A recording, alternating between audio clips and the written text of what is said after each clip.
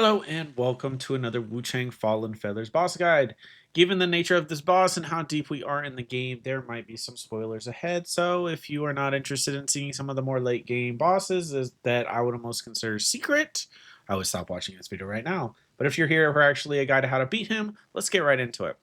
So right off the bat, Zhao Yun is very clearly a human-based enemy, and you know what that means in simplest terms is that he always leaves his back open, and you are almost always going to be able to backstab him in the easiest way possible, especially with most of his attacks as they have a long kind of animation and a long windup.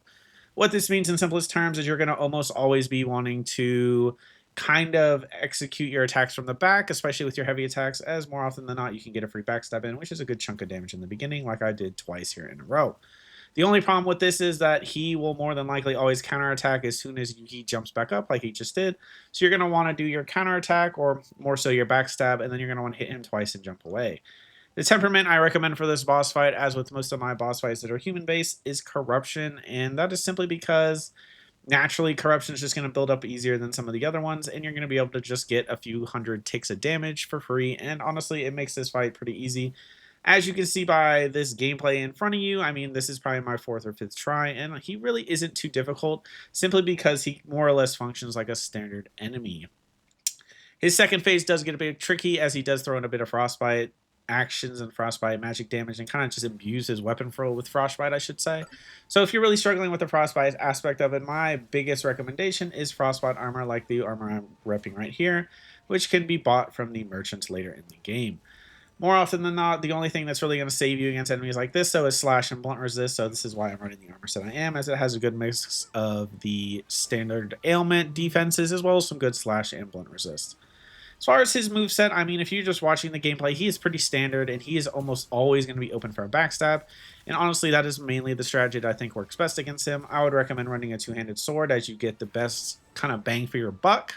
But I can also see a world where any weapon would probably work against him, as his moveset is pretty standard and honestly pretty much plays out like a standard human enemy. When we talk about our second phase, like we said, the only thing that really separates him is a ton of this sort of ice-based attacks, and he has a clone that is really weird with how it functions, like that. Like, it goes through you sometimes, and other times it will nail you, and there's really nothing you can do about it besides just kind of dodge to the left or right. But besides that, I mean, I really don't see there that much challenge in this boss fight. A lot of guides had said that this boss was one of the more challenging late game bosses, but I don't necessarily agree. He is very easily abusable just because he's human size, and therefore human means more than anything that we can just obliterate him and backstab him without any real purpose besides just using that singular strat. The counter move that he has right here, though, is where it gets kind of interesting when he puts his spear up like that. That simply means that is his counter move, and honestly, all you have to do is run away from him at that point. He's very simplistic in that his counter move isn't like Commander Honglong's or whatever her name is, where she's going to chase you. He will literally just stand there and do that for 5 seconds, and if you don't attack him, he just does a random spinning move, and that's pretty much that.